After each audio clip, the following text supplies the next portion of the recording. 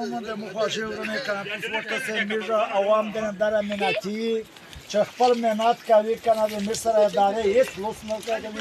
نه څه نقصان ور سره کوي د اندام ځکه ویني د میږ د پلاری د نیکوي کنه په دابل میږ گزاره دو اچھا دا دا څوک نشته دا کنه چې مشته یې کوي ډانګر وکړو کدا چې دا ډانګي مخه ډیره منځره شوی وي خو خلک راغاس په خوړلې دي اچھا هیڅ مشته پاجا نه د نرو کړی دا ویني دا غوند و موکس سره پورته هان دا پورته هان اچھا دا نیازرو خایو ور امیر گزاره غوند په دا بنده و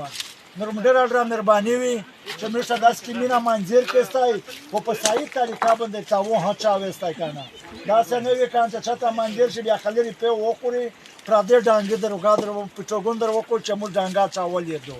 نومدار څه ډیره مهرباني وي چې امیر سره د امداد وکړي اكو چې حق ته ورسې دا وکړه سمندای لګاردای اچھا کنه لاره تکلیف هندای ته د بیمور تکلیف هندای نم پلستا دای نه پلستا دای حکومت د دې میږه پیل دی کنه چې دا ډانګ درته اوچوي چې مشته د امزکه باچ